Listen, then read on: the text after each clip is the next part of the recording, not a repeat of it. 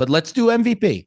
Let's talk about MVP. You're doing great, Fred, because Slater's out here picking Jordan Poole for MVP. But exactly, we needed a dark horse candidate. Get your man. Jordan Poole had 41 on 19 shots last night. Just eviscerated the Knicks. But he is. I won't put the name out there. Let us do the most improved player award, so I had to rope him into some conversation. Yeah. All right, Fred. Real quick before we jump on MVP. Jokes aside, a Warriors person. I don't want to put them out there. Last night asked. I think Slater was right there.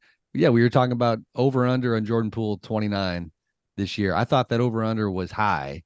I was pushing it down to more 25, but then you see this 41, and who the hell knows? Like, what's Jordan Poole going to average? They said 29 is the over under, and we were both like, I would go under. You know, we're talking mid 20s, and then like 20 minutes later, I see the same person, and they're like, 29 at half right now in New York. Like, that's kind of interesting.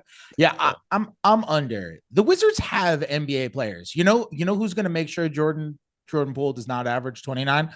Draymond Green, Kyle Kuzma. That's yes. Who. Yes. Like the Wizards have like NBA. They're in the weird transition stage of they haven't broken it down all the way yet. Like they still like they have like Danilo Gallinari. Like I'm at the Wizards game last night and I see Danilo Gallinari. I'm like, I totally forgot that Danilo Gallinari was on the Wizards. Like they have NBA players who are real players, even though they're not going to be good. But even I don't want to talk about the Wizards right now. MVP. I'm going to throw it at you with a little bit of a different angle. And Slater, I'm going to ask you first. Will this year's MVP be somebody who has won the award before, or will it be a first-time award winner? Yeah, because I'm probably going to pick Giannis. So, yes, would be the answer to your question. But I have candidates that would be in the other category, first-time winners. There's a few out there. So, if it were a first-time winner, if I told you MVP this year is someone who's never won MVP before, who would you think it was? Luka. I think if Dallas has a pretty good season, it's going to be mostly based on just him. He's supposedly in very good shape, right? You know, running stairs. He had like the rocky summer, I feel like. I just, it doesn't feel like this kind of, it felt like last year he was maybe, it was overblown, the MVP conversation. Now I feel like it's quieted, and this could be the season that, they have to win, right? That's the big thing. They need to be like a 4 or 5 seed, which, at this point would seem kind of surprising, right? I don't think anybody's picking Dallas up there. So if they win to that level, he's going to be great if they win at that level. But do you think Slater in that scenario? I actually don't think he would be winning it if it was 4 or 5. I think he's got to honestly be, top 3. Because when you're going, like, there's that unofficial, not supposed to be part of it, but is calculus of playoff track record. So you're going to have voters who might look at last year. Like I voted Giannis last year, and anybody who voted Jokic, you can't be mad at it. You could argue that should have been the pick. But these guys who have won titles now, Jokic being part of that group, and guys, with Luka, there's that cloud hanging over him that in terms of playoff basketball, still the one trip to the conference finals is kind of the only box that he's checked. I think he's got to be dominant in the regular season to get through that idea and that narrative of him not being in that class of guys who have gotten it done when it mattered most in the postseason. He's been great in the postseason, by the way. Like think about the Clippers series that he's had. Think about the Suns series he had in that second round where he just basically ended the last real remnants of that Suns team. So I just at least don't think the narrative will be, hey, he's failed in the playoffs. He obviously hasn't won. No, not. I just think 4 or 5. If you're looking at that, conceivably Denver would be above him in the standings. Milwaukee be above him in the standings. Philly would be, I think Philly's going to have a hard time being up that high. But no, I think it'll be hard for Luka. If I had to pick a guy, Fred, who's never won it, I don't see him doing it. But to me, it'd be a Jason Tatum thing. If the Drew Holiday thing clicks, if Porzingis clicks, if they're dominant, even if his numbers, ironically, maybe aren't what they were previously, the two-way profile, the leadership component that, again, if let's say they win the East, Jason Tatum is going to get the lion's share of the credit along with Jaylen Brown, and he's carrying himself on and off the court like a guy who wakes up in the morning feeling like the best player in basketball. So it wouldn't shock me if we had a Jason Tatum MVP year. Yeah. Good transition, Sam, because I'll just go into my pick then, because Tatum's my pick. And part of the reason why is because I think it's terrible podcasting to just say Nikola Jokic or Giannis. It's just It's just awful. You can't Third time? share. Well, hold on. Now I got to be your podcasting coach. You can't tell people like the behind the scenes reality that you're really partly saying what you're saying for engagement. That you can't share these secrets, Fred. It's not for engagement. I don't care about engagement. It's just social media influence. No, it's not. It's not for that. Trust me. The last thing I want is social media influence. All I want is to have an interesting conversation. But I've kind of talked myself into Tatum, and the reason why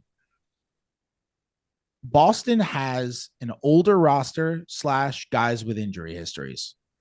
I think even if they're incredible and everything goes great, something will go wrong. Like Horford, for example, isn't going to play on back-to-backs. He didn't play on back-to-backs last year. He's not going to play on back-to-backs this year at 37 years old.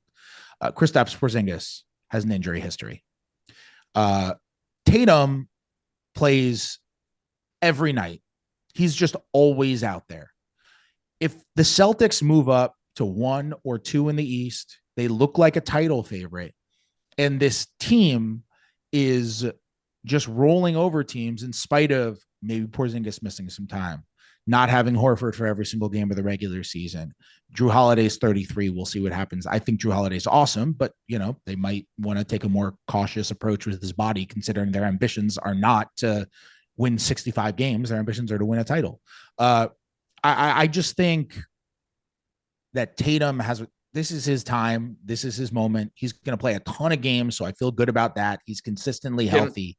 Can I give you the argument against? You can. I just think he's in a tier below the guys we're talking about. I think he's obviously an awesome player. He's an all NBA type guy, but I think he's rightfully viewed as not that elite. He's not a Giannis, Jokic level player. He's not a, Steph, LeBron from back in the day, Kevin Durant type. Like to me, he's viewed like he's just never broken into that tier.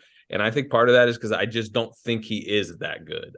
Now, like you could say I'm criticizing him. I'm saying he's probably like the 7th, 8th, 9th best player in the league. I just don't think he's first, second, third. So that's where even in past years when he's had awesome seasons and the Celtics have been 1-2 seeds, when I look at the MVP at the end of the season, you're just like, look, Giannis is better. Like Jokic is better. They're just better players. So that's why I don't think he's going to break. Slater just won't let him live down his finals performance against the Warriors a few years ago. I mean, is that not that shows his flaws?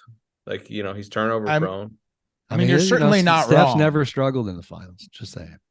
Oh no! I mean, I think it is a fair counter. Drunk Sam coming at him.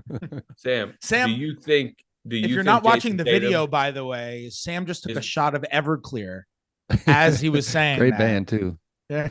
Play Santa Monica. Do you think Jason Tatum is as a player on the Giannis Jokic tier, or do you think he can get there? Because maybe he can. Well, no, but those are two different things. You just named two names. So is Tatum behind Giannis and Jokic? Yes. Do I think he's the third best player in the game? No, he's in that conversation. 8-9's a little low. I would honestly, my Luka perspective probably came through a little bit a minute ago. I mean, Luka's incredible. Luka's a one direction player. Jason Tatum is not, in terms of value to his team. Tatum is in the Luka conversation for me. I think Boston would have to be far and away the best team in the league, like maybe have like a 63, 64 win type season, which by the way is on the table. So I do think that's where maybe he breaks through, where it's like, wow, by far best team. And he's obviously best player on then what would be the best team. Yeah. I honestly think that's in the cards. And look, he's got the numbers of an MVP. I don't disagree with anything you said, by the way, Slater. He's obviously not as good as Jokic or Giannis, but we just have lots of times in league history where the guy who we don't think is the best player in the league.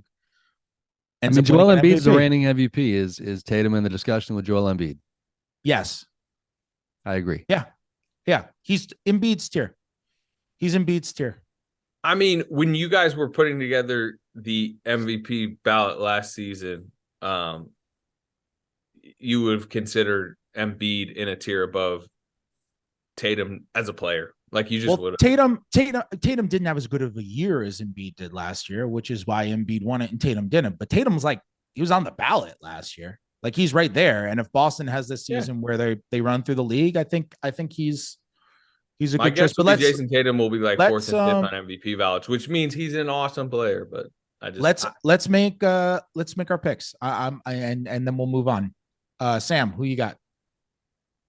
Put me on the spot first. Obviously didn't make my pick before doing the pod. Now finding ways to stall. It's boring, and Fred doesn't want boring as the resident podcast host. But I'm going to go back to Jokic. I think that Giannis's season is going to involve a lot of Slater. It's a little bit potentially reminiscent. It's a little apples to oranges here, but when Kevin Durant came to the Warriors, Steph Curry, had to figure out how things functioned.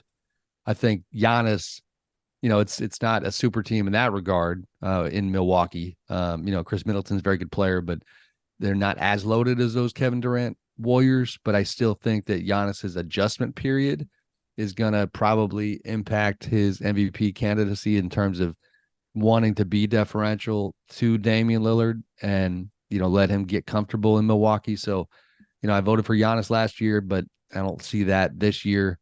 And listen, I mean, we covered that title run. Jokic is incredible, and now the rules are set up so that he is incentivized to play, and he always plays a lot anyway. So, you're going to get to the end of the year, and there's going to be the Nuggets near the top of the standings and incredible numbers, and that's a pretty good combo. Slater, who you got? Giannis. But I do think, like I said, Luka would be the dark horse, in my opinion. Great. And you heard me. I got Tatum.